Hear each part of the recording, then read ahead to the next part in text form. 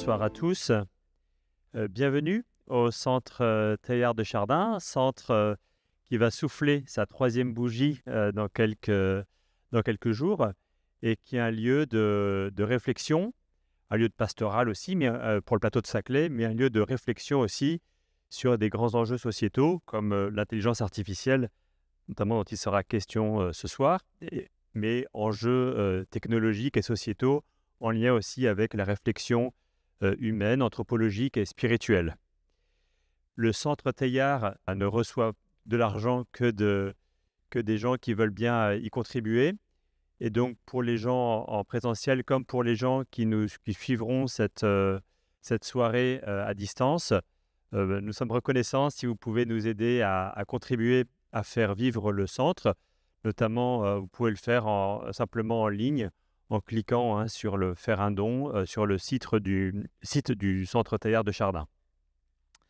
Alors ce soir, notre ambition, c'est de faire entrer l'intelligence artificielle dans la maison commune et donc d'essayer de la réguler. Ce qui est une gageure parce que l'intelligence artificielle est une technologie qui évolue extrêmement vite et donc ce qui représente un défi pour le législateur. Il y a évidemment des enjeux tout à fait majeurs. On connaît bien sûr les risques de biais, les questions de dilution de la responsabilité humaine, la relégation à la machine de décision ayant des incidences individuelles graves, et probablement ça s'accentue avec l'IA agentique actuellement, les atteintes aux droits fondamentaux, notamment la vie privée, la violation des droits de propriété intellectuelle. Et donc, les formes d'IA de plus en plus sophistiquées et modernes qu'on a vu arriver ces dernières années avec l'IA générative et l'IA agentique, probablement accentuent les risques en même temps qu'elles font grandir les promesses de l'IA. Alors, par rapport à tous ces défis, il faut une réglementation juridique en plus des principes éthiques. Et donc, l'Europe s'est déjà dotée d'un cadre, c'était il y a 2 ans, en juin 2024, donc le fameux AI Act, règlement de l'IA, avec des propositions qui sont intégrées dans notre droit progressivement. Néanmoins, déjà sur cet AI Act planent quelques doutes puisqu'il est question de réviser ou de retarder certaines dispositions qui n'ont pas encore été appliquées. Bon. Et donc, ça pose plein de questions. Quelle protection juridique peut-on espérer de cet arsenal législatif? Quels sont donc les grands principes qui structurent ce règlement européen sur l'IA?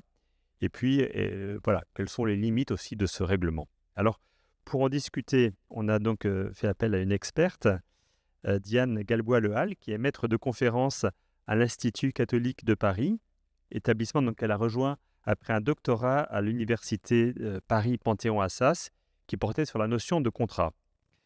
Alors, à l'ICP, Diane enseigne notamment sur le droit civil et le droit du numérique.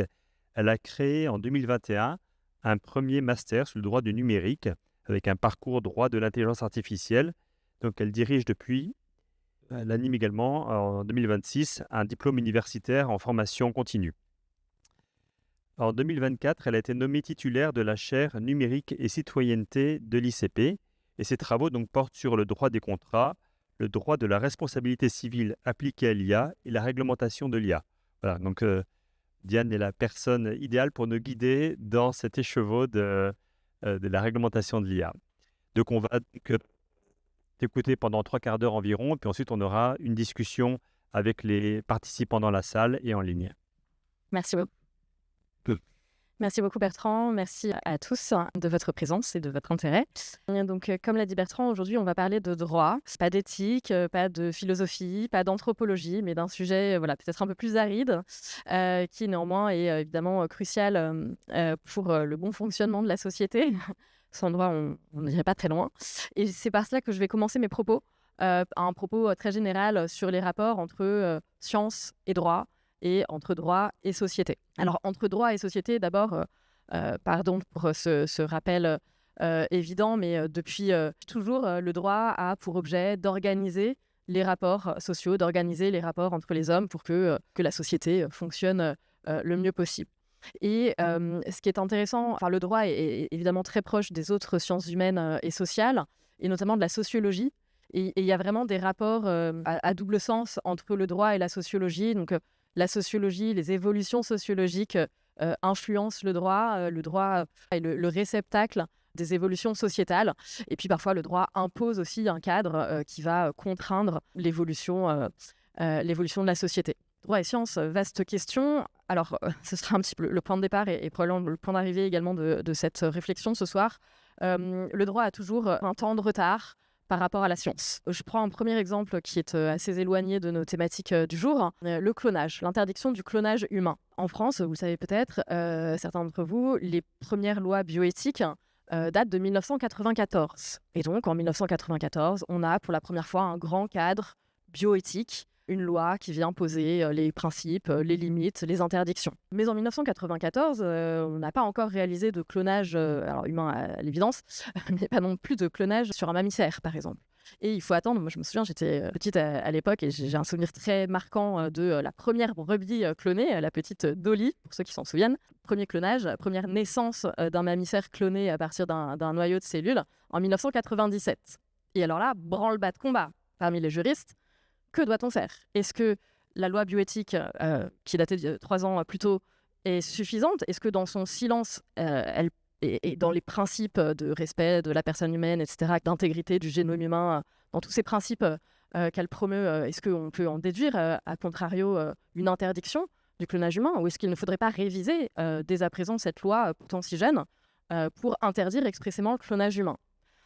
Donc tout le monde s'en est saisi, le comité consultatif national d'éthique s'en est ému, saisi par le président de la République d'alors, Jacques Chirac, et finalement il se trouve qu'on a décidé d'attendre la révision suivante, puisqu'il était prévu que les lois bioéthiques soient révisées à échéance régulière, normalement 7 ans. Bon, finalement on a attendu un peu plus longtemps, en tout cas dans la loi bioéthique de 2004, on a expressément interdit, je cite, toute intervention ayant pour but de faire naître un enfant génétiquement identique à une autre personne vivante ou décédée. Donc voilà un premier exemple qui vous montre que le droit intervient en fait a posteriori, est toujours en retard par rapport aux évolutions scientifiques, enfin sociétales mais aussi scientifiques. Et ça c'est assez flagrant en matière d'intelligence artificielle et c'est justement tout le défi. Comment réguler quelque chose qui va aussi vite ? On est tous conscients qu'il ne se passe pas une semaine sans qu'il y ait une nouveauté, une nouvelle mise à jour, une nouvelle avancée dans les capacités de Claude, ChatGPT ou autre. Alors, je ne sais pas si c'est la raison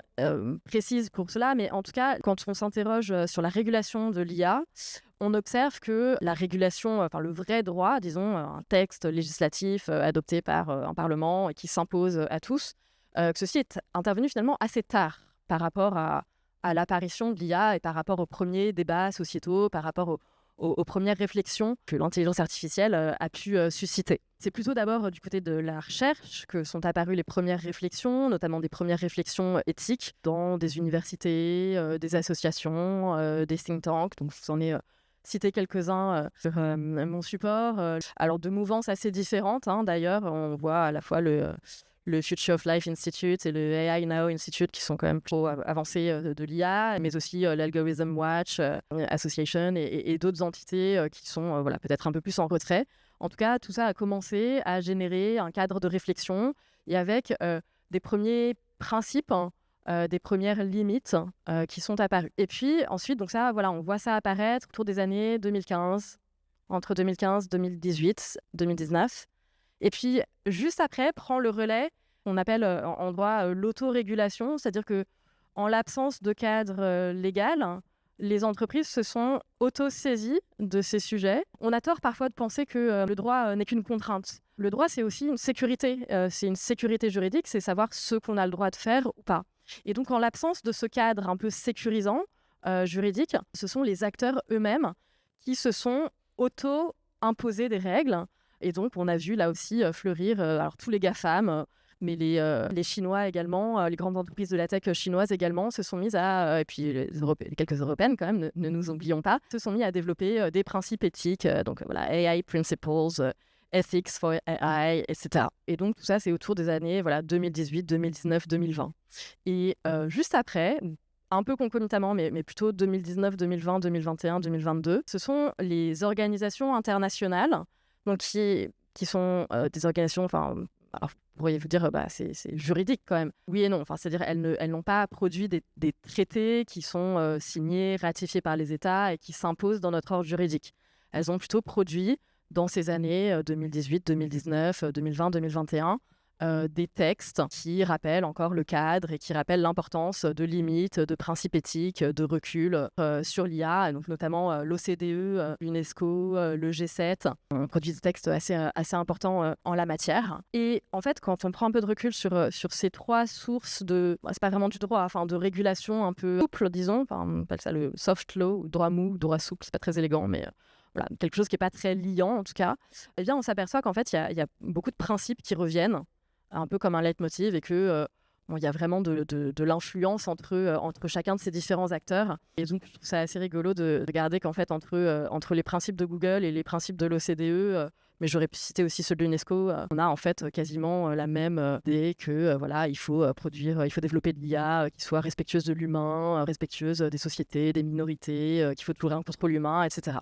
Et donc on a comme ça en fait toute une liste de principes qui reviennent peu ou prou dans ces différents textes, en particulier l'exigence de transparence et d'explicabilité. Alors les deux termes ne sont pas tout à fait synonymes, hein. La transparence, c'est dire ce qu'on fait, et l'explicabilité, c'est pouvoir expliquer le résultat produit par la machine, ce qui est légèrement plus compliqué que juste de dire voilà, ce qu'on fait. L'équité, la non-discrimination, pour évidemment essayer de lutter contre les biais inhérents aux données d'entraînement qui pourraient être renforcés par l'usage de l'IA. Donc là, on a évidemment tous en tête les algorithmes de recrutement. Alors c'était Amazon qui très tôt en a mis en place. Et puis bizarrement, donc pour trier les CV, et un algorithme entraîné à partir des CV des postes élevés dans l'entreprise. Et puis on s'est rendu compte que bizarrement, l'algorithme écartait systématiquement les CV des femmes. Et en fait, il ne faisait que reproduire un biais inhérent aux données, parce que dans une entreprise de la tech comme Amazon, surtout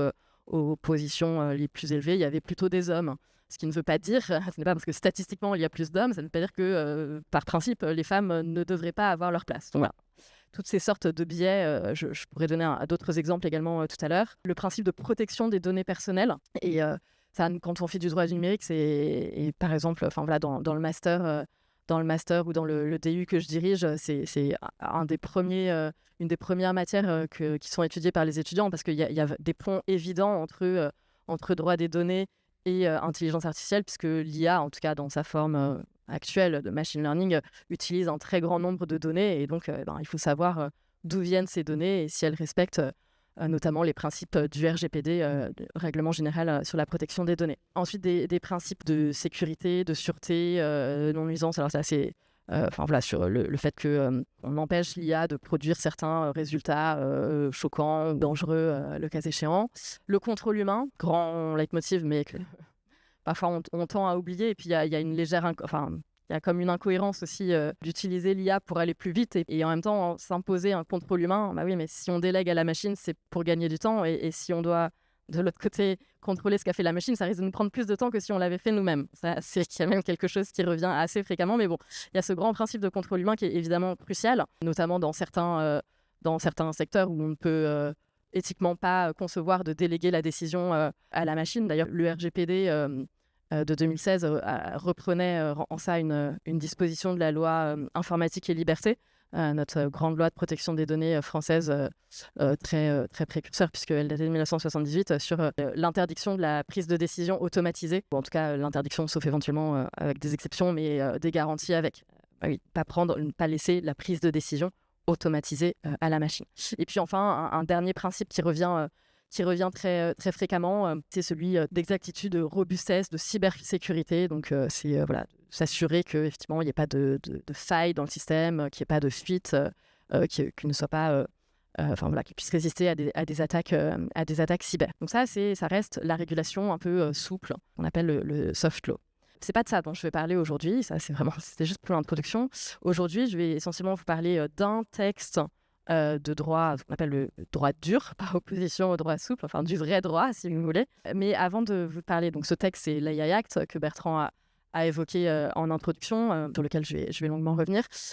Auparavant, je voudrais faire un rapide tour du monde, parce qu'on en parle beaucoup, mais en Europe, on aime bien se dire qu'on est les premiers et que on a fait avant les autres, mais il y a quand même d'autres régulations qui existent dans d'autres pays dans le monde, et avec des approches très différentes les unes des autres. Et d'ailleurs, d'autres États ne retiennent pas une approche de droit dur comme la nôtre. Mais donc, si on commence par le continent européen, en réalité, il y a deux textes en 2024 deux textes très importants qui sont adoptés. La grande presse et la société ne retient que l'AI Act, celui adopté au sein de l'Union européenne, Commission européenne, Bruxelles, etc. Mais il y a également un autre texte adopté plus juste avant l'AI Act, adopté celui-ci au niveau du Conseil de l'Europe. C'est la Convention cadre sur l'intelligence artificielle et les droits de l'homme, la démocratie et l'état de droit. C'est une convention internationale qui est signée par plusieurs États, notamment les États membres du Conseil de l'Europe, sachant que le Conseil de l'Europe est plus étendu que l'Union européenne. Il y a 41, je crois, pays, États membres, États partis au Conseil de l'Europe. Pendant un temps, il y avait la Russie jusqu'à la guerre en Ukraine, mais voilà, c'est pour vous dire que ça va bien au-delà de l'Union européenne. Et cette convention cadre, donc elle a été signée par les États, et là, elle est en processus de ratification, ce qui signifie que une fois qu'elle a été signée par les représentants, les chefs d'État, elle doit encore être approuvée par les instances parlementaires des États. Et pour l'instant, il n'y a eu encore aucune ratification. Le premier, alors ce n'est pas un État, mais l'Union européenne, pour le coup, est également partie au Conseil de l'Europe et a engagé, le Parlement européen a donné son accord à la ratification du Conseil de l'Europe. Mais en France, par exemple, on ne l'a pas encore ratifiée. Et cette convention cadre, la raison pour laquelle on en parle moins, c'est parce qu'en fait, elle ne s'adresse qu'aux États et pas directement aux entreprises. Enfin, elle pourrait s'appliquer aux entreprises si les États le décident, mais elle enjoint plutôt aux États d'adopter un cadre qui soit respectueux des droits de l'homme, de la démocratie et de l'état de droit. Le règlement sur l'IA de l'Union européenne, j'y reviendrai tout à l'heure puisque c'est l'objet de cette présentation ce soir. Si on se dirige vers l'Extrême-Orient, il y a également quelques textes. Alors, la Chine a une législation foisonnante qui...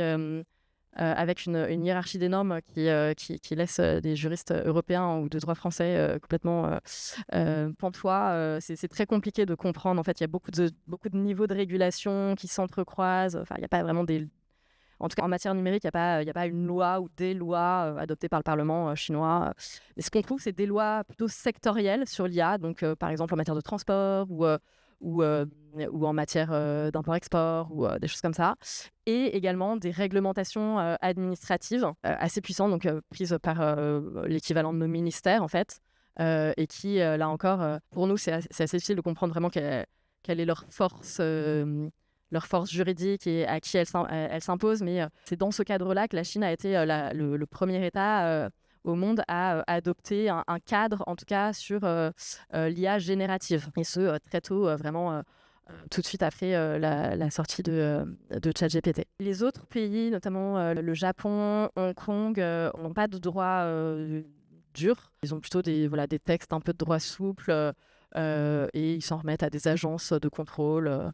Mais sans texte. En revanche, la Corée du Sud a l'équivalent d'une loi qui s'est beaucoup inspirée de règlements européens, de l'AI Act, qui est un peu moins contraignante que l'AI Act, notamment en Corée, la loi sur l'IA n'interdit pas certaines pratiques d'IA, contrairement à ce que nous, on a dans le règlement, mais ça, j'y reviendrai dans quelques minutes.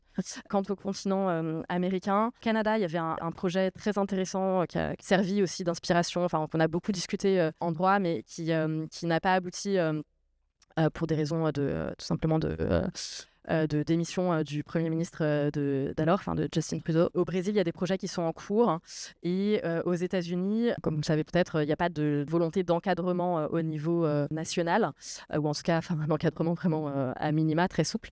En revanche, il y a plusieurs États qui commencent à adopter des législations contraignantes, mais qui ont un champ d'application territorial assez limité. Mais il y a notamment la Californie, l'État de New York, plusieurs États américains qui commencent à adopter des législations contraignantes sur l'IA.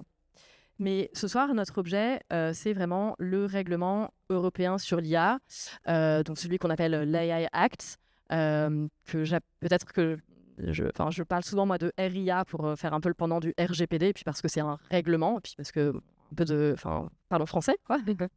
Donc voilà, l'AI Act, règlement européen sur l'IA. Donc ce règlement a été adopté le 13 juin 2024, et effectivement, comme l'a dit Bertrand, et comme je vais le développer dans un instant, il n'est pas encore complètement applicable. Il n'est pas encore complètement entré en application. Je vais essayer ce soir de vous présenter quelques caractéristiques de ce règlement. Alors c'est forcément un peu subjectif, hein. Je n'ai pas fait le choix de vous faire un cours de droit avec une présentation très linéaire de ce texte, mais de prendre certains aspects qui me paraissent assez saillants. J'essaie de penser au mot. Voilà.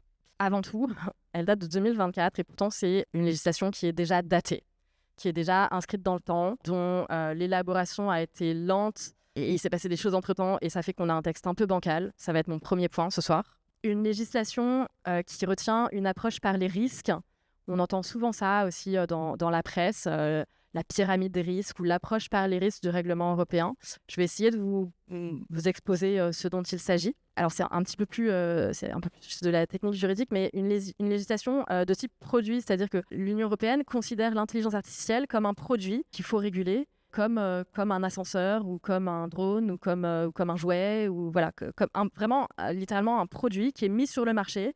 Et donc, il faut imposer aux acteurs qui mettent sur le marché ce produit certaines contraintes pour s'assurer que ce produit respecte les normes du marché. Donc trois éléments principaux, selon moi, encore une fois c'est ma vision des choses, 3 éléments principaux de ce texte et 3 points de ma présentation ce soir. Premier point, donc une législation qui est déjà datée. Alors pour bien le comprendre, il faut reprendre la genèse de ce texte et représenter rapidement le processus législatif. Les premiers travaux en matière d'IA au sein de l'Union européenne datent de 2018. Enfin, on a un premier texte du Parlement européen en 2017, mais qui ne parlait pas franchement d'IA.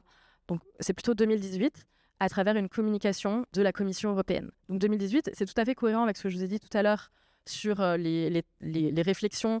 On arrive au stade des organisations internationales qui commencent à réfléchir à adopter des textes pour poser un peu les limites.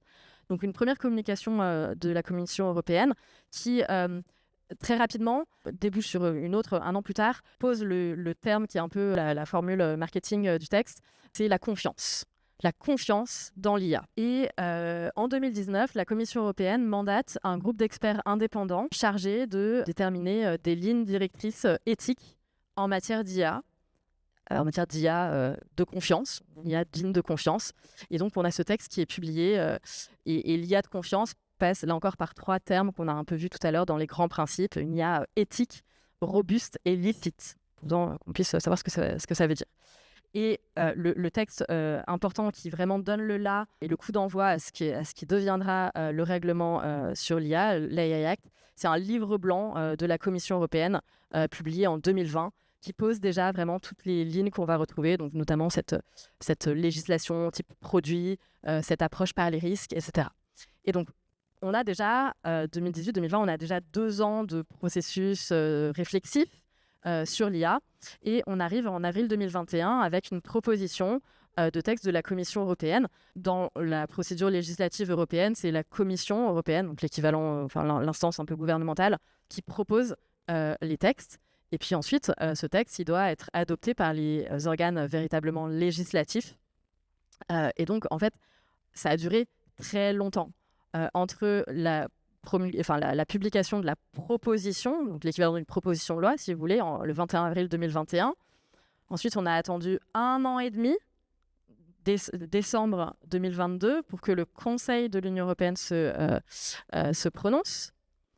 Et puis, il a encore fallu attendre 6 mois pour que le Parlement européen adopte des amendements sur ce texte, donc vraiment littéralement comme ce qui se passe au Parlement chez nous. Et puis donc là, on s'est retrouvé avec 3 versions différentes du texte. Celle de la Commission qui datait de 2021, donc qui était clairement datée, parce que si vous réfléchissez bien, entre 2023 et 2021, il s'est passé un truc super important qui s'appelle ChatGPT. Donc 2021, le texte de la Commission, décembre 2022, donc pas vraiment le temps d'intégrer l'IA générative dedans, et le Parlement qui a essayé de le prendre en compte et qui par ailleurs a essayé de faire pencher la balance plutôt en faveur des droits, de la confiance, plutôt que favoriser le marché intérieur.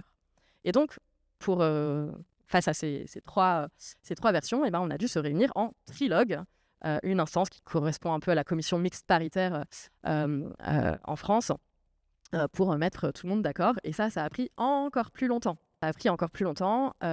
Puisque donc, le Parlement européen s'était prononcé en juin 2023 et le trilogue a duré jusqu'à décembre 2023. Et encore en décembre 2023, on a eu une position provisoire qu'on a voulu publier vite, mais ce n'était pas encore complètement définitif. Et donc finalement, le texte a été vraiment adopté en juin 2024. Donc vraiment 3 ans de travaux préparatoires, 3 ans de processus législatif.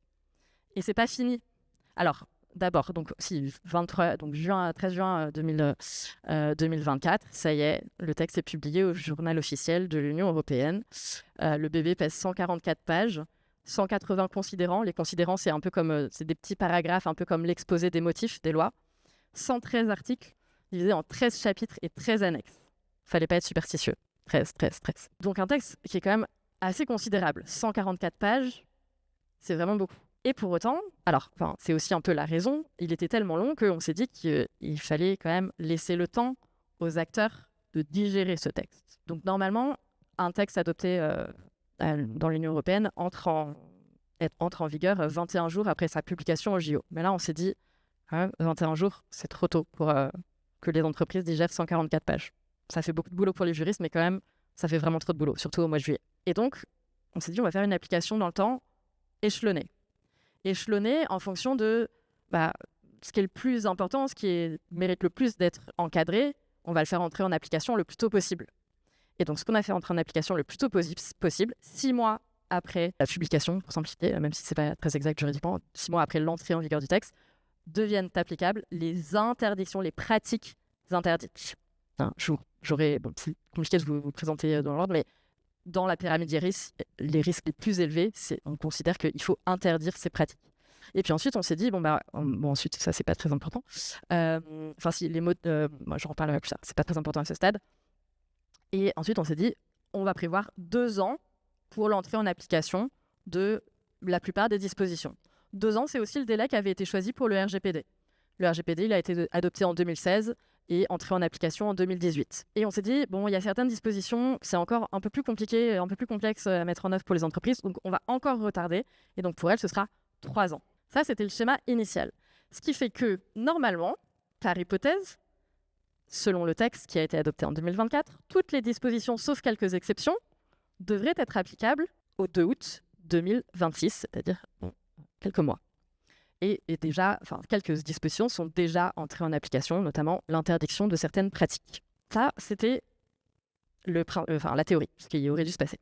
Mais en novembre dernier, la Commission européenne a publié une proposition de règlement qui vient modifier le règlement sur l'IA. Cette proposition de règlement, on l'appelle le Digital Omnibus sur l'IA. Omnibus, c'est un peu tous les textes qui détricotent la législation qui existe déjà. Il y a des omnibus aussi en matière d'impact, matière RSE, d'impact environnemental, etc. Et ce texte, il s'inscrit dans une volonté de simplification du droit européen, donc du numérique en l'occurrence. Alors c'est vrai que les textes, d'abord l'AI Act n'est pas le seul texte, il y a le RGPD, il y a plein d'autres textes sur les plateformes, le DSA, le DMA, des textes sur la cybersécurité, il y a plein de textes. Mais surtout, je vous rappelle, le texte c'est 144 pages, on a mis 3 ans à arriver à une version qui contente les 3 instances européennes. Mais en fait, en très peu de temps après, quelques mois après l'adoption de l'AI Act, a été publié, la commission avait été mandatée un économiste qui a publié un rapport sur la compétitivité des entreprises européennes, qu'on appelle le rapport Draghi, qui a été publié en septembre 2024. Et ce rapport dresse un constat très alarmiste de la situation des entreprises européennes. Et l'idée principale, c'est qu'il y a trop de réglementation et que ça freine le développement des entreprises européennes. Et donc, chiffre à l'appui, parmi toutes les licornes européennes, au bout de 2 ans, elles se font toutes racheter par des grosses entreprises américaines ou alors elles sont toutes délocalisées aux États-Unis ou ailleurs. Bref, on n'arrive pas à garder notre force, nos entreprises. Donc ça a été un premier point. Ce rapport ne visait pas que la législation du numérique, mais quand même en partie.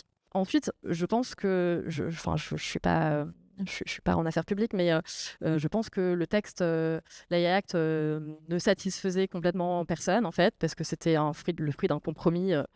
Je vais y revenir plus tard. Et je pense que les lobbies ont continué à beaucoup être très insistants, les lobbies des entreprises de la tech, pour essayer de déconstruire un peu le texte. Après, dans ces 144 pages, il y avait aussi beaucoup de renvois à des textes ultérieurs qui devaient être des textes d'application qui devaient être adoptés par la Commission européenne. Et donc, vous disiez, là, on va peut-être obtenir une marge de manœuvre pour détricoter encore un peu plus et avoir moins d'obligations. Donc, bref, il y a ce contexte vraiment qui a pesé. Et puis, il y a également le contexte géopolitique, les tensions avec les États-Unis de Trump, la menace des tarifs, de la hausse des tarifs douaniers, etc., qui a fait que... et puis la guerre en Ukraine, où on veut quand même s'assurer un minimum d'un soutien financier américain. Ce qui fait que, voilà, on s'est dit, on va faire quelques concessions pour les grandes entreprises de la tech américaines. La principale disposition de cette proposition de modification, c'est pas tant d'alléger des choses, enfin ça l'est pour d'autres textes, mais pour le règlement IA, pas trop.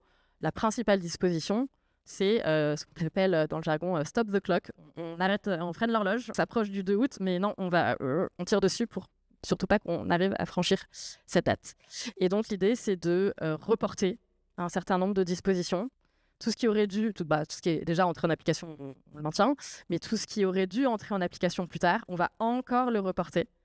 Et donc notamment tout ce qui concerne les systèmes d'IA à haut risque, je vais finir dans un instant, qui est vraiment le gros du texte, est décalé de 18 mois supplémentaires et donc devrait entrer en application le 2 décembre 2027 au lieu du 2 août 2026. Et j'ai mis tous les détails, mais vous pourrez les retrouver également pour, ça c'est intéressant, l'obligation de marquage. Là, je vais y revenir plus tard également, l'obligation de marquage pour les contenus générés par IA.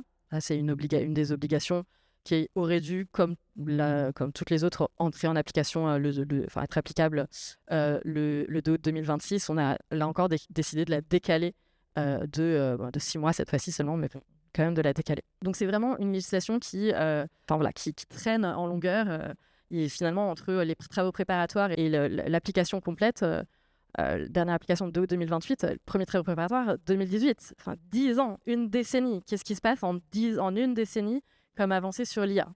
Un exemple frappant, c'est que dans le texte initial, en 2021, on définissait les systèmes d'IA. On se dit, on ne va pas définir l'IA parce que l'IA, c'est une branche scientifique, si on veut, on ne va pas personnifier l'IA, donc on parle de système d'IA, une sorte de logiciel, si vous voulez. Et puis, comme je le disais, en novembre 2022, ChatGPT a été ouvert au grand public, s'en est suivi l'engouement que vous connaissez, et on s'est rendu compte qu'en fait, ce n'était pas vraiment un système d'IA comme ce qu'on voulait, comme ce qui était défini dans le texte, et donc on s'est dit, on va créer une autre notion qui permet d'englober ce que fait, alors pas ChatGPT, mais les modèles d'IA, on va dire, les modèles, ça va être GPT ou Sonnet 4.6, 4. Je sais pas combien, etc. Et mon troisième exemple, alors je vais développer un tout petit peu sur la définition des systèmes d'IA et des modèles d'IA à usage général. Mon troisième exemple, je commence par la fin, c'est ce qu'on appelle en anglais les deep nudes, donc les deepfakes nudifiant des images. Bon, alors, c'est pas complètement nouveau, hein. Moi, quand j'avais travaillé dessus déjà il y a quelques années avec des étudiants, ça commençait beaucoup à circuler dans des campus, essentiellement dans des campus américains, un peu en Espagne aussi. Il y avait déjà eu plusieurs cas de jeunes femmes, parce que c'est quand même généralement dans ce sens-là que ça fonctionne, de jeunes femmes qui voyaient une photo d'elles modifiée et nudifiée par IA. Mais donc là, on a commencé à vraiment s'en émouvoir quand l'IA de X, quand Grok AI, qui est disponible sur X, ex-Twitter, a commencé à générer à foison ce genre de montage, de trucage, et de pouvoir les poster très rapidement sur les plateformes de réseaux sociaux, etc. Et donc là, on a un exemple, alors qui va un peu dans le sens inverse de ce que je vous disais, on ne va pas détricoter, on va juste se rendre compte qu'il y a un trou dans la raquette, parce que dans le texte adopté en 2024, on n'avait pas pensé aux deep nudes. En fait, c'est nulle part. Alors, on a essayé, moi, je me suis pas mal posé la question, est-ce que ça rentre dans une des cases d'interdiction? Ouais, mais alors, il faudrait interpréter comme ci, comme ça. En vrai, ça marchait pas. Donc, il faut une nouvelle interdiction. Et donc, ça, c'est une des propositions de l'Omnibus qui vient d'être adoptée en trilogue, là, donc qui va vraiment modifier le règlement IA. Sur les définitions, système d'IA versus modèle d'IA à usage général, beaucoup de gens se sont, je pense, arrachés les cheveux dessus, moi y compris. Ce dont on parle essentiellement, l'objet d'étude de l'AI Act, c'est le système d'IA. Le système d'IA, la définition n'est pas aussi belle que certaines définitions, comme celle de Yann Lequin, par exemple, un ensemble de techniques permettant à des machines d'accomplir des tâches généralement réservées aux humains. Bon, là, c'est une définition juridique beaucoup plus précise, avec des critères, etc. Mais grosso modo, un système automatisé qui peut fonctionner conçu pour fonctionner à différents niveaux d'autonomie, avec une capacité d'adaptation. Bah oui, c'est ça le machine learning. J'apprends la machine apprend de ce qu'on lui donne. Hein, la capacité d'adaptation après déploiement. Pour des objectifs explicites ou implicites, on s'en fiche. Ça déduit à partir de données d'entrée qu'il reçoit. Donc oui, il y a un input et déduit l'output, la manière de générer des résultats tels que des prédictions, du contenu, des recommandations ou des décisions. Ça, c'est vraiment le cœur de la définition. Alors, il était proposé d'ajouter, parce que pareil, cette définition englobe pas extrêmement bien l'IA agentique.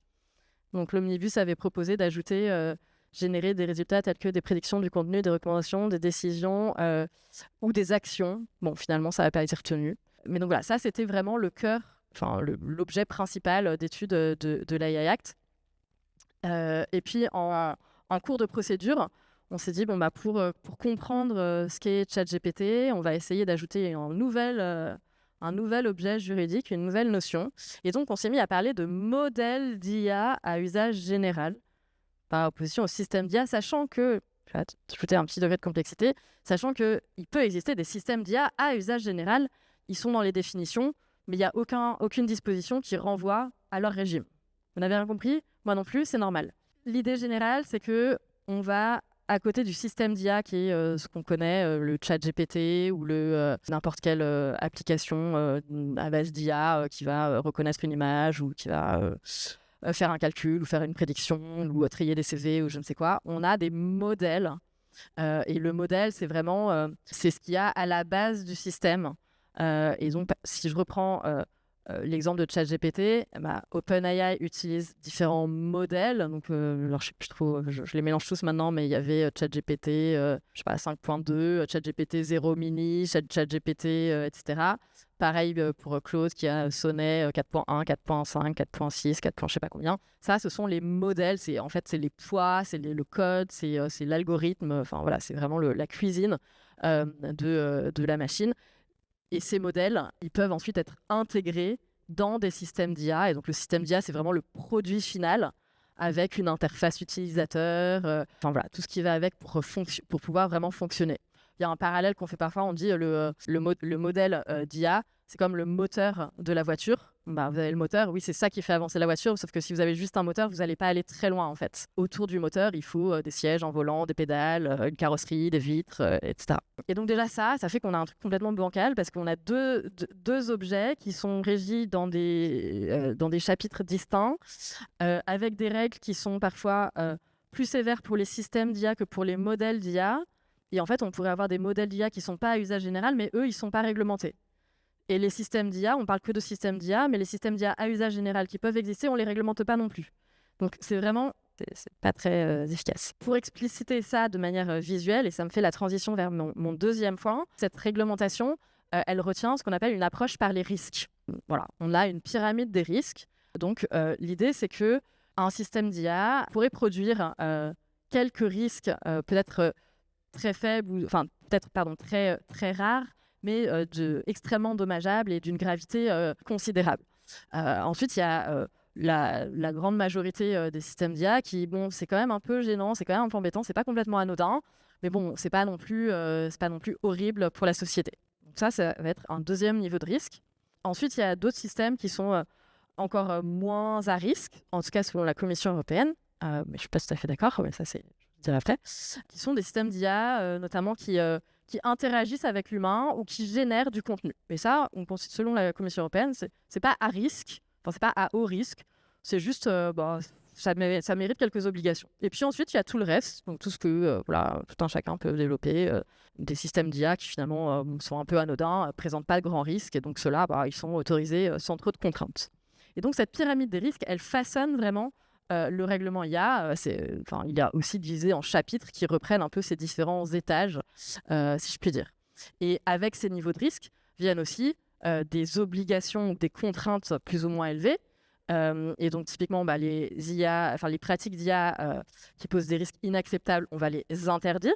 C'est ce que je vous disais, c'est ce qui est déjà entré en application le 2 février 2025. Les systèmes d'IA qu'on considère à haut risque, on va bien les encadrer avec tout un tas d'obligations, à la fois pour ceux qui les développent et pour ceux qui les diffusent, disons, qui les mettent en place, pour s'assurer à tous les stades que on ne fait pas n'importe quoi. Et c'est là-dedans qu'on va retrouver notamment des exigences en termes de cybersécurité, des exigences en termes de vérification des données pour s'assurer qu'il n'y ait pas de biais, qu'il n'y ait pas de risque de discrimination. C'est là qu'on va imposer un contrôle humain, notamment pour celui qui déploie l'utilisation, etc. Donc tous les principes un petit peu qu'on a vus tout à l'heure vont être précisés pour ces systèmes d'IA à haut risque essentiellement. Les systèmes d'IA à risque limité, j'y reviendrai tout à l'heure parce que pour moi, c'est un non-sens de le présenter comme ça, comme un niveau de risque. Et ça va donner lieu à des obligations uniquement de transparence. Donc, uniquement de dire, voilà, ceci est un système d'IA qui interagit avec vous, ou ceci est un système d'IA, enfin, ce texte ou cette photo a été généré par un système d'IA. Et puis, ensuite, pour le reste, il n'y a pas spécialement de contraintes à respecter. Et avec cette pyramide des risques, vient aussi une pyramide des sanctions, évidemment. Les sanctions les plus élevées, c'est si on met sur le marché un système d'IA interdit, évidemment, la sanction va être plus importante que si on viole une obligation d'un système d'IA à haut risque. Les sanctions, en l'occurrence, sont calculées. Alors, c'est un peu comme la même logique que le RGPD. Le règlement pose des maxima, puis ensuite, ce sera en fonction des cas de voir si ça mérite d'aller aussi haut ou pas. Et le maxima, c'est une alternative entre un chiffre, donc en l'occurrence 25 millions pour la violation des pratiques interdites, 15 millions pour les autres méconnaissances des obligations, ou un pourcentage du chiffre d'affaires mondial, parce que pour certaines entreprises, 25 millions, finalement, c'est pas si important que ça. Et donc ça, c'est notre petite pyramide des risques. Sauf que là, on parle de système d'IA, on parle plus de modèle d'IA à usage général, et donc on a dû faire une autre pyramide des risques pour les modèles d'IA à usage général. Parce que, voilà, encore une fois, ces deux notions s'insèrent mal l'une dans l'autre. Bon, je vais passer vite là-dessus. Pour les modèles d'IA à usage général, c'est essentiellement des obligations qui pèsent sur le développeur pour informer ceux qui vont intégrer ce modèle dans les systèmes finaux. Et puis, on fait juste la pyramide des risques qui est seulement à 2 étages. Il y a les modèles d'IA à usage général et puis ceux qui causent un risque systémique. Risque systémique, alors ça se calcule en nombre d'opérations flottantes par minute, c'est 10 puissance 25, je sais plus, enfin 10 puissance beaucoup, je sais plus, je crois que c'est 25. C'est soit ça, soit une décision de la Commission européenne qui dit ça, c'est un risque systémique. Donc, grosso modo, ça vise plutôt les très gros modèles type Anthropic, Gemini, ChatGPT, etc. Bon, le problème de fixer un seuil de puissance de calcul, c'est que alors je sais, mais on pourrait s'arranger pour rester juste en deçà du seuil pour pas avoir justement les obligations plus importantes. Et donc là encore, enfin voilà, si c'est à risque systémique, il y a davantage d'obligations que si c'est simplement un modèle d'IA à usage général plus classique. Sur les risques limités, j'y reviendrai plus tard. Concrètement, comment ça se traduit cette approche par les risques? Je vais aller vite parce que je vois que l'heure tourne et je voudrais laisser la place à des questions. Mais donc, il y a des pratiques interdites, donc ce qui est à risque inacceptable. Donc ça, c'est interdit depuis le 2 février 2025. On a une liste de pratiques qui sont interdites, les techniques de manipulation subliminale ou de manipulation du comportement, l'exploitation des vulnérabilités pour certaines vulnérabilités, pour certaines personnes spécifiques. Tout ça, c'est c'est interdit si ça cause, si ça a pour objet et si ça cause effectivement un préjudice considérable pour les personnes concernées. L'interdiction du crédit social, alors on a beaucoup glosé sur l'Europe interdit, l'Europe est fidèle à ses valeurs et interdit le crédit social à la chinoise.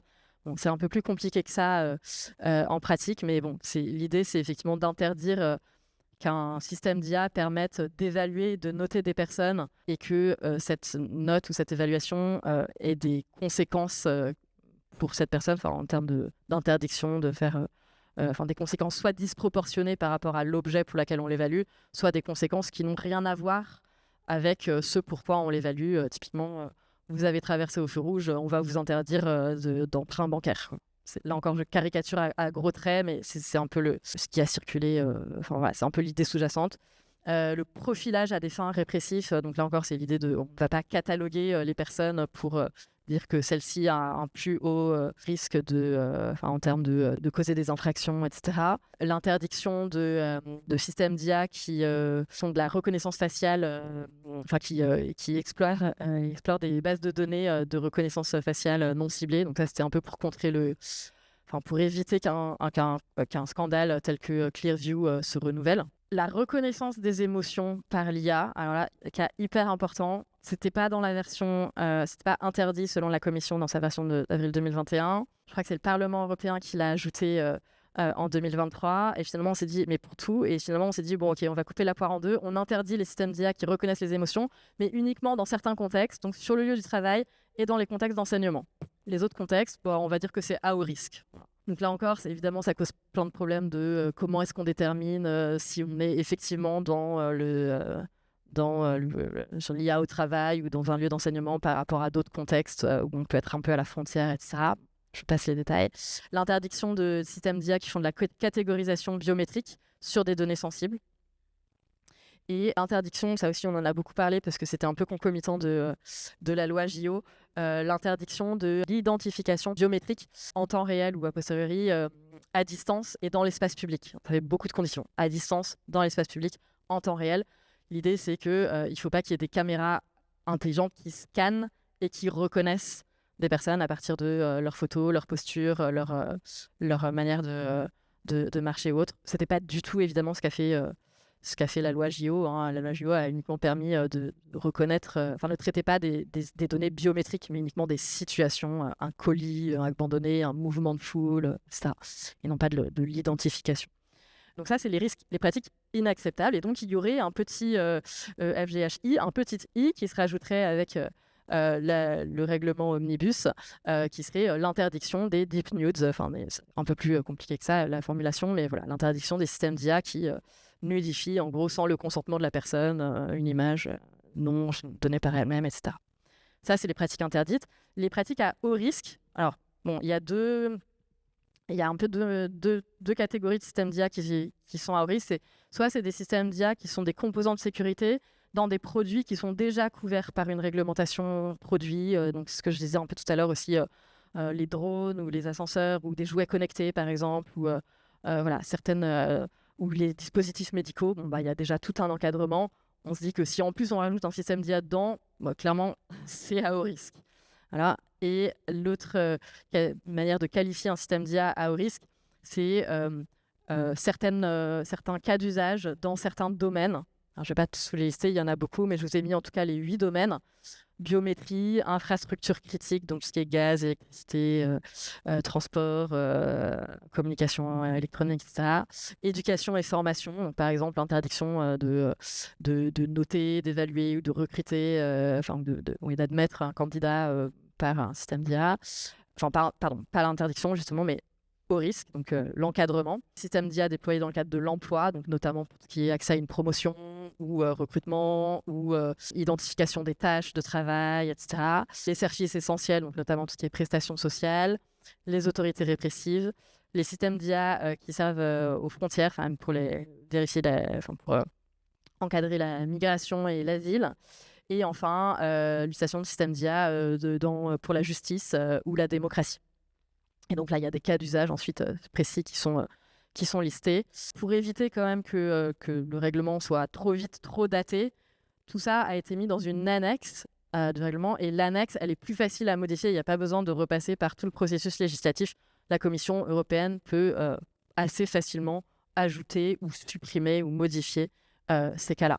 Et ce que je disais, je me suis rendu compte dans le RER que j'avais oublié un slide là, quand c'est des systèmes d'IA à haut risque comme ça, c'est là que ça donne que ça impose aux fournisseurs et aux déployeurs, mais je le dirai tout à l'heure, des obligations de contrôle humain, de vérification des données, d'enregistrement automatique pour qu'on puisse aller voir où il y a eu un problème, de s'assurer d'une robustesse technique, etc. Je vais aller rapidement.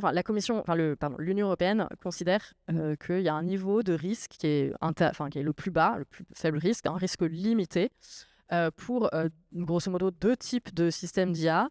Les systèmes IA soit qui interagissent directement avec un individu, soit les systèmes d'IA génératifs. Déjà, moi je trouve que considérer que le système d'IA générative n'est pas, par définition, à haut risque. Moi, ça m'interroge vu l'usage, voilà, de l'IA générative, mais bref, peu importe, c'est pas le sujet. En fait, pour moi, c'est pas vraiment un niveau de risque inférieur, c'est juste que ça ajoute une obligation d'information, mais en fait, on pourrait très bien avoir un système d'IA générative qui soit en même temps, typiquement le deep news, système qui génère des deep news, certes c'est interdit, mais on ne va pas dire que c'est à risque limité parce que c'est une IA générative. C'est interdit, normalement il devrait au moins y avoir une obligation de transparence et en fait ils ne doivent pas le faire. La reconnaissance des émotions, la catégorisation biométrique, c'est une interaction avec la personne. On a vu que la reconnaissance des émotions, dans certains cas c'était interdit, dans d'autres domaines c'était à haut risque. Et en fait ces domaines, ça couvre quand même, les 8 que je vous ai dit, ça couvre quand même pas mal de la vie sociale. Donc, il ne reste plus grand-chose pour que ce soit à risque limité. Bon, peu importe, c'est de la cuisine juridique, mais c'est pour vous faire une petite critique gratuite sur le règlement IA. Enfin, pas si gratuite que ça. Et donc là, bizarrement, tous ces systèmes-là, à risque limité, cite l'Union européenne, il faut juste une obligation d'information, en fait. Vous êtes en train d'interagir avec un système d'IA qui reconnaît vos émotions. Super, c'est un peu limité, moi, je trouve, comme encadrement. Ou pour les IA génératives, il y a une obligation de marquage. Et donc, c'est là où on réfléchit, on attend un code de bonne pratique qui devrait bientôt être adopté pour définir justement ce qu'on entend par marquage du contenu généré par IA. Et donc là, on s'oriente vers un marquage qu'on appelle un marquage multicouche, donc qui soit à la fois détectable par machine et à la fois détectable par l'humain. Et donc voilà, il y a une couche qui est dans le code de l'image générée, par exemple, une métadonnée. Et puis aussi, l'œil humain peut voir, il y a un bandeau image générée par IA, mais il faut ces 2 couches parce que on s'est rendu compte que souvent sur le bandeau image générée par IA, avec un bon logiciel, on peut l'enlever facilement et reconstituer l'image sans ce bandeau et la rediffuser. Et si ça ne remplirait pas l'obligation d'information. Un dernier mot sur la pyramide des risques, et pour vous dire que donc là, je reviens sur les modèles d'IA à usage général qui ne rentrent pas dans la vraie pyramide des risques des systèmes. C'est un des gros sujets juridiques de l'IA et qui, bizarrement, a été cantonné justement uniquement au modèle d'IA à usage général. Bon, c'est discutable. On pourrait en discuter éventuellement dans les questions si vous le souhaitez. L'idée, c'est de dire, c'est là que le risque de violation des droits d'auteur, le risque de conflit avec les titulaires de droits de propriété intellectuelle est le plus fort. Le risque, quel est-il? C'est que les modèles d'IA à usage général, donc pour développer ce modèle d'IA à usage général, il faut il faut nourrir l'IA avec un nombre colossal de données, les données d'entraînement. Et le risque, c'est que ces données d'entraînement, de fait, c'est quand même beaucoup du web scraping un peu partout. Et donc, potentiellement, l'utilisation d'œuvres protégées, que ce soit des œuvres littéraires ou que ce soit des œuvres photographiques ou autres, d'œuvres protégées, mais sans le consentement de l'ayant droit et donc sans rétribution aussi du titulaire des droits d'auteur. Et donc là, il y a eu un vrai sujet. Toute la communauté artistique s'est beaucoup mobilisée, à la fois au moment de l'adoption du texte, pour essayer d'encadrer plus fortement, de préserver plus fortement leurs droits. Et puis également au moment non plus de l'adoption de l'AI Act, une fois que c'était fait, voilà, l'AI Act prévoit comme obligation pour les fournisseurs de modèles d'IA à usage général, donc par exemple Anthropic ou OpenAI, etc., de publier un résumé suffisamment détaillé du contenu utilisé pour entraîner le modèle. Et donc, personne ne savait ce que ça voulait dire, un résumé suffisamment détaillé. C'est un peu oxymorique, détaillé, un résumé suffisamment détaillé. Donc bref, on ne savait pas, et donc on attendait des explications de la Commission européenne qui sont venues l'année dernière, juste quelques semaines avant, une semaine avant que cette obligation entre en application. Et donc, on a tout un texte, effectivement, un formulaire que les fournisseurs de modèles d'IA doivent remplir en indiquant qu'ils se sont procurés les données sur telle base de données payante, gratuite, qu'ils ont directement rétribué les ayants droit, oui, non. Ils doivent lister les 10% de données les plus utilisées dans leur modèle d'entraînement. Et donc, bref, tout ça est jugé très, très insatisfaisant par les artistes, par les titulaires de droits d'auteur, insatisfaisant au point que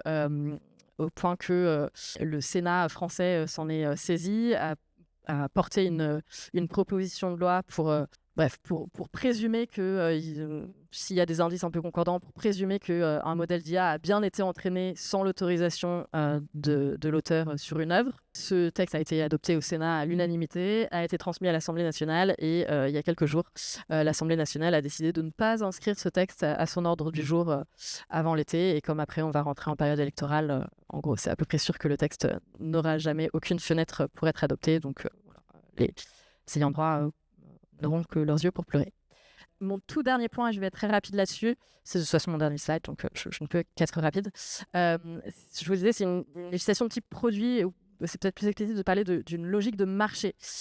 L'idée, c'est vraiment que ce texte, de toute façon, c'est la compétence initiale de l'Union européenne, c'est de réguler le marché intérieur. Ce texte s'intéresse au marché de l'intelligence artificielle, et donc l'idée, c'est de poser des obligations de sorte que les utilisateurs finaux puissent avoir confiance en ce marché et acheter, utiliser des produits d'IA éthiques, robustes, licites, etc.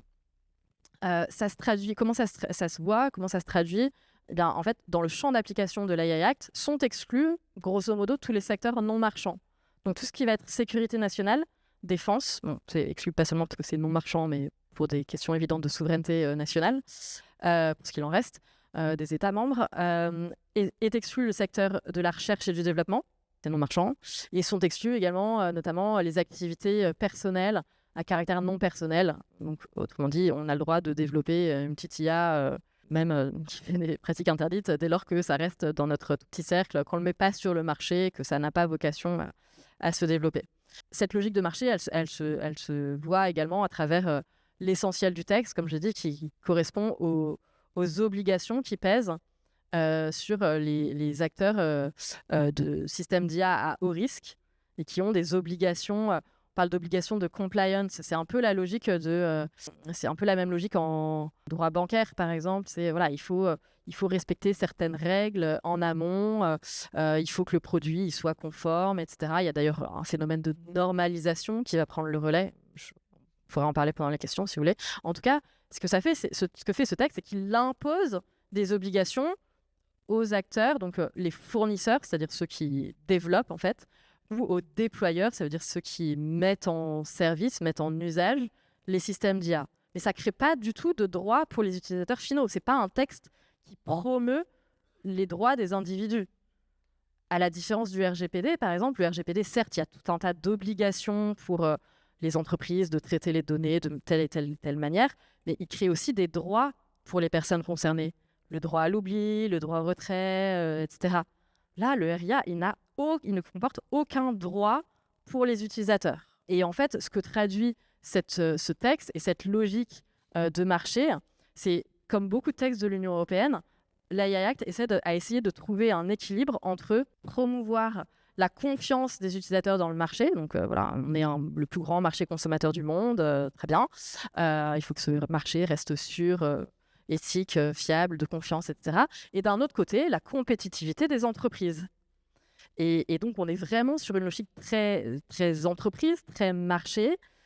Et il me semble qu'avec l'absence de droits pour les utilisateurs, la balance pèse quand même un peu plus vers la compétitivité des entreprises et va l'être encore plus si le règlement avec l'adoption du règlement Omnibus qui va encore un peu alléger certaines obligations et surtout reporter dans le temps l'application de ce texte. Merci beaucoup de votre attention et je suis bien sûr disposée à répondre à toutes vos questions. Merci pour cet exposé très riche. Donc, on va pouvoir poser des questions maintenant. Bonjour madame. Selon vous, comment on pourrait concilier une législation adaptée et à jour face à l'évolution perpétuelle de l'IA pour justement éviter certains mécanismes comme le stop de clock? Merci Raphaël pour votre question. Je vais vous répondre en faisant un petit détour. Vous savez de quand date le Code civil? Il date de 1804. Certaines dispositions du Code civil sont toujours telles qu'elles existaient en 1804. Je pense au droit de la responsabilité civile, par exemple. Le droit des contrats, c'est quand même... Les contrats, c'est quand même l'instrument majeur de la vie sociale. Le droit des contrats, il a été réformé seulement en 2016. Il a tenu entre 1804 et 2016. Et pourquoi? Parce qu'en fait, on n'entrait pas dans ce degré de détail de la législation. C'est vraiment les grands mots de Portalis. Le législateur doit écrire avec la main tremblante. Il ne faut pas imposer trop de détails. C'est au juge ensuite d'adapter, d'appliquer les situations, d'appliquer le droit au regard des situations et éventuellement de s'adapter à l'évolution des faits. Et donc, je répondrai un peu là-dedans, un peu comme ça. Un texte de 144 pages, c'est évident qu'il va être très rapidement périmé. Et encore plus sur un sujet aussi novateur, aussi mouvant que l'IA.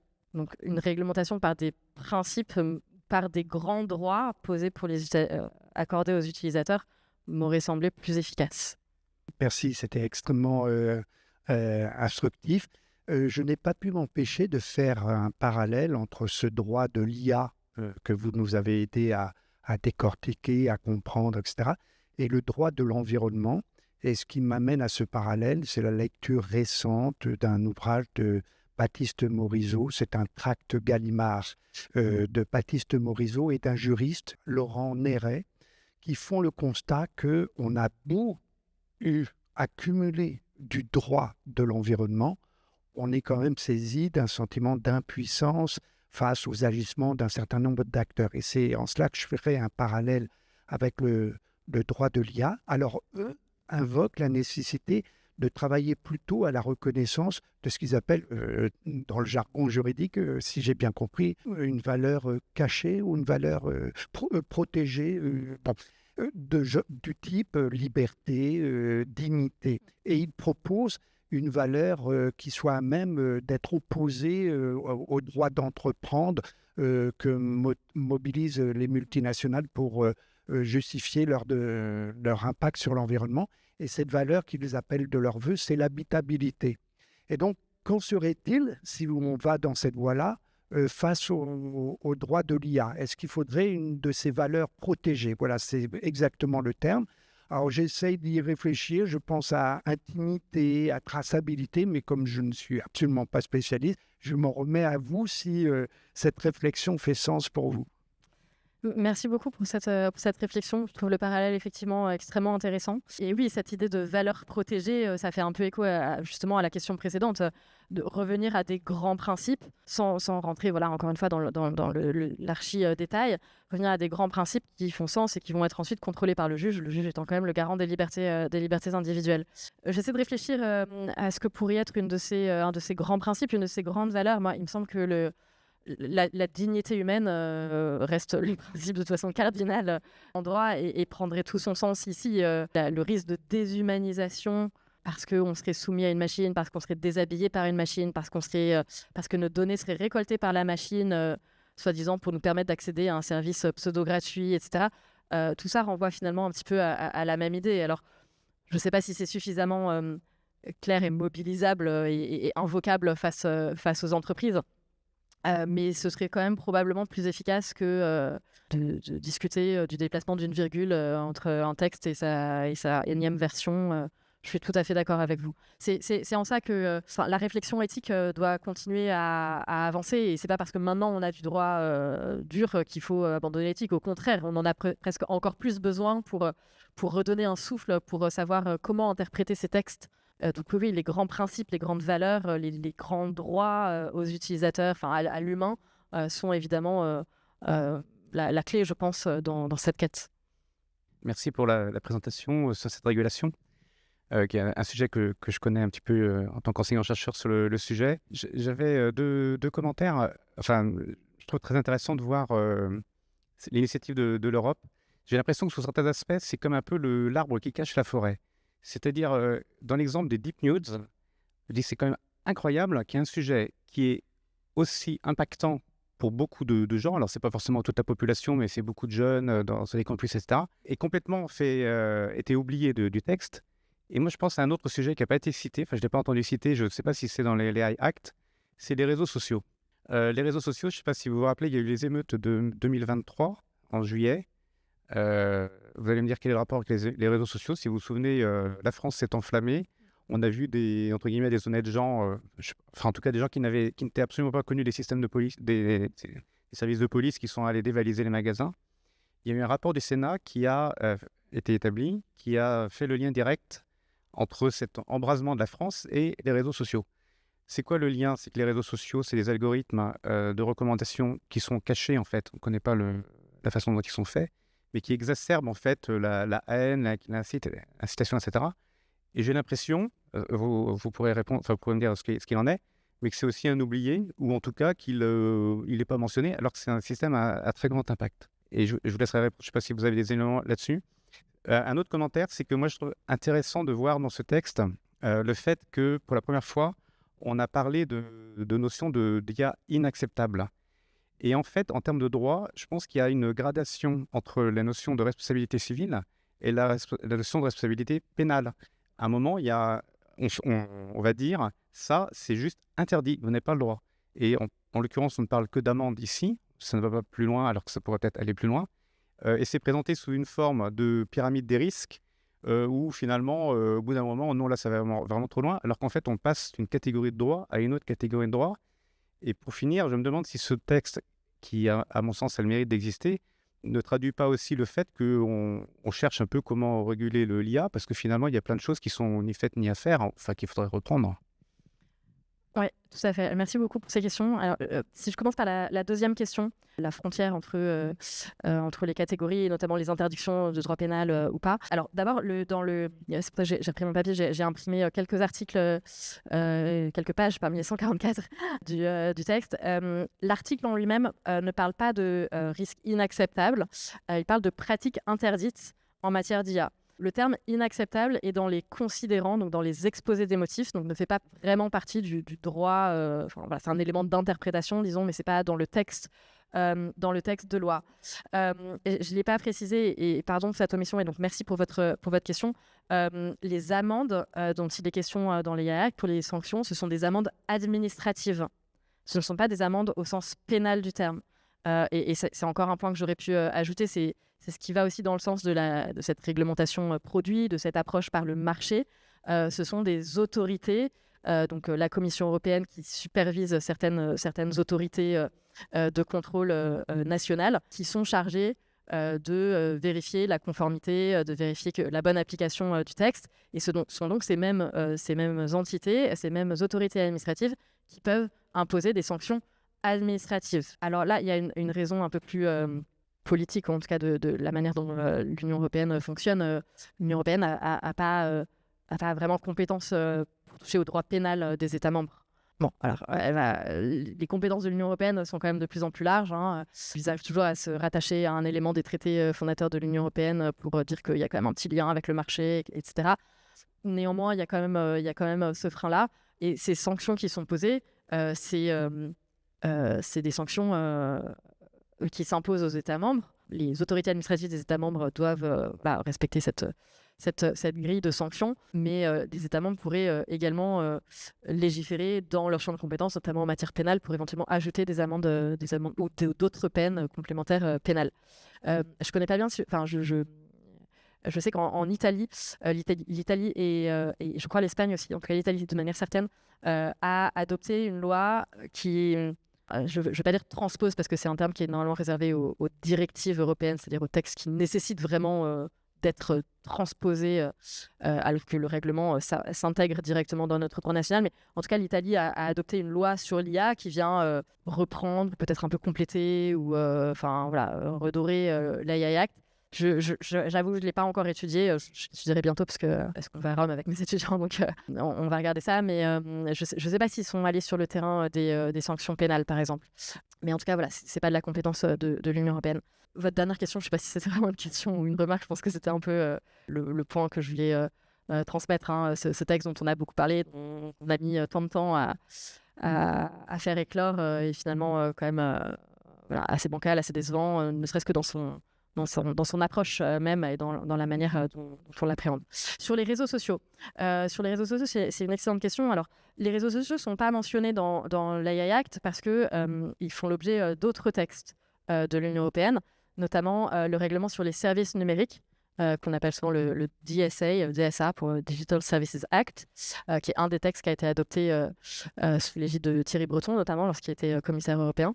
Et donc ce DSA, ce règlement sur les services numériques, lui impose adopte aussi une sorte de logique, une sorte d'approche par les risques, en identifiant des très grandes plateformes Donc, c'est un peu l'équivalent de risque systémique, quoi, les très grandes plateformes qui sont soumises à certaines obligations complémentaires, notamment des obligations de transparence et donc notamment des obligations de publier des rapports annuellement et également d'indiquer dans leurs conditions générales d'utilisation certains éléments sur les algorithmes de recommandation, sur comment est-ce que les contenus sont recommandés, sur la manière aussi d'avoir un flux qui ne soit pas de la recommandation, justement, etc. Donc, je pense que c'est parce que ce n'était pas exactement le même... Enfin, voilà, il y avait déjà un texte et ce n'était pas l'objet de l'AI. Ceci dit, je trouve votre remarque extrêmement pertinente.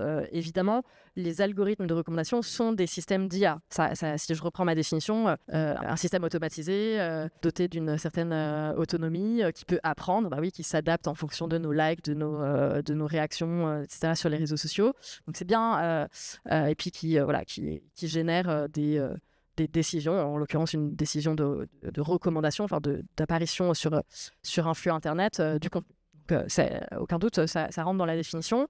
Pourquoi est-ce que ce n'est pas dans les systèmes d'IA à haut risque ? C'est une excellente remarque. Alors, il faudrait que je prenne en détail dans la catégorie processus démocratique. Dans la catégorie, il y a des systèmes d'IA destinés à être utilisés pour influencer le résultat d'une élection ou d'un référendum ou le comportement électoral de personnes physiques dans l'exercice de leur vote lors d'élections ou de référendums. Donc, c'est beaucoup plus restreint que tous les systèmes de recommandation sur les réseaux sociaux. Là, c'est clairement sous-titre affaire Cambridge Analytica. Évitons de recommencer cela. Et effectivement, là encore, c'est un trou dans la raquette. Et là encore, ça appelle une réponse nationale avec la proposition de loi en France pour interdire l'accès des mineurs aux réseaux sociaux, des mineurs de moins de 15 ans aux réseaux sociaux. Donc, une réponse qui n'est pas forcément la plus adaptée par rapport au problème. Je pense que c'est aussi le problème de tout dans des cases et dans des catégories. Enfin, on est très fort pour ça, les juristes, mais parfois, il y a justement des catégories qui sont plus mouvantes. Et en l'occurrence, les systèmes de recommandation ne rentrent pas. Enfin, c'est un système qui ne rentre dans aucune catégorie, excepté celle que je viens de vous lire, pour vraiment la recommandation en matière pour influencer le résultat d'une élection ou d'un référendum. Merci de votre intervention. Est-ce que, comme le suggère un peu le rapport Draghi, les réglementations n'ont pas toujours un train de retard sur le développement technologique ? Oui, tout à fait. C'est ce que j'essayais d'exposer au début. Les réglementations, et j'ai envie de dire, fatalement, ont un train de retard sur les évolutions technologiques. D'abord parce qu'on ne peut pas réguler ce qui n'existe pas encore. Le rôle du législateur n'est pas d'imaginer une dystopie, mais d'organiser les rapports de la société telle qu'elle est. Et ensuite, parce que le processus législatif fait que est moins rapide que les avancées technologiques et que les évolutions technologiques. Donc, je l'ai montré à travers plusieurs exemples, je crois. L'apparition des modèles d'IA à usage général qui n'étaient pas prévus par le texte par la première proposition en 2021 de la Commission européenne, les deep news qui apparaissent également qui en tout cas deviennent monnaie courante depuis quelques mois, n'étaient pas prévus également dans le texte original. Donc oui, à l'évidence, mais tout ça est lié en fait. Plus on détaille et plus on risque de passer à côté de quelque chose qui n'est pas encore complètement développé ou qui n'est pas encore mis sur le marché. Alors que, encore une fois, si on en revenait à des critères un peu plus larges, ça pourrait, des principes plus larges, on pourrait englober, on pourrait suivre les évolutions. Il y avait quelques questions en ligne, je me permets de les poser. Une question peut-être de compréhension. Qu'appelez-vous les données personnelles ? Et les données personnelles, c'est toute donnée qui permet de rendre une personne physique identifiée ou identifiable. Donc, c'est pas seulement le nom, le prénom, le numéro de sécurité sociale ou le RIB, c'est également toute donnée qui, combinée à une autre, va pouvoir permettre d'identifier la personne. Par exemple, si on dit qu'une femme qui s'appelle Diane, qui a tel âge et qui habite dans telle ville et qui fait telle profession, tout ça combiné fait que en fait, on a des données personnelles qui permettent de m'identifier. J'en pose une autre. On voit de plus en plus de sites qui sécurisent l'accès à leurs données. Ne pensez-vous pas que plus on restreint l'accès à certaines données, plus on augmente les biais des IA génératives ? Je ne suis pas sûre de tout à fait bien comprendre l'objet de la question. Tu as très bien saisi effectivement dans quel sens vont les données dans cette question, mais plus on restreint l'accès à des données, plus on risque d'avoir des modèles entraînés sur des codes de distribution et donc un petit peu biaisés par rapport à la réalité du monde, etc. Je ne sais pas si ça vous inspire. Alors, moi, ce que m'inspire le plus la question des biais dans les données et la restriction d'accès aux données. Alors, c'est peut-être le sens de la question d'ailleurs, en fait. Moi, ma très grande crainte, c'est que très bientôt, peut-être, les systèmes d'IA générative ne seront entraînés ou à une très, très, très, très écrasante majorité sur des données elles-mêmes générées par intelligence artificielle. Il y a un moment, en fait, ça va tellement vite, c'est tellement exponentiel que le lien humain sera très éloigné. Et moi, je lis déjà beaucoup de copies générées par intelligence artificielle. C'est quand même un style qui n'est pas extrêmement agréable. Et voilà, quand on serait totalement dénué de toute forme de culture et de lien à l'humain, là, ce serait effectivement un très gros problème. Je ne sais pas si ça répond à la question, mais c'est un sujet qui me tient à cœur et que je suis contente de placer. Oui, il y a un risque d'intoxication. Oui. Oui, c'est ça. Et alors, une question marrante, pourquoi pas une législation en temps réel générée par l'IA? Je suis pas sûre d'accorder suffisamment de conscience aux IA génératives pour générer du droit. Est-ce qu'à votre connaissance, il y a des organisations qui réfléchissent notamment à faire converger les questionnements sur les différents risques pour en extraire ce que le dernier intervenant a mentionné, les grandes valeurs? C'est-à-dire, est-ce qu'il y a aujourd'hui, même à l'aide de l'IA, une sorte de criblage des sujets traités par la jurisprudence et les réglementations pour ensuite en extraire les droits fondamentaux qui sont mis à l'épreuve ou en risque et desquels on pourrait faire émerger justement ces valeurs à protéger de manière inaliénable, de manière assez similaire à la Déclaration des droits de l'homme. Est-ce qu'il y a, à votre connaissance, à un niveau national, à un niveau européen ou à un niveau mondial, une organisation qui existe, soit qui se prépare à mener des travaux de cette nature? Dans la recherche en droit, il y a plusieurs auteurs qui effectivement essaient d'extraire une charte des droits fondamentaux du numérique, par exemple, à partir des différents textes ou à partir de différentes dispositions. À ma connaissance, alors il y a l'UNESCO qui a publié.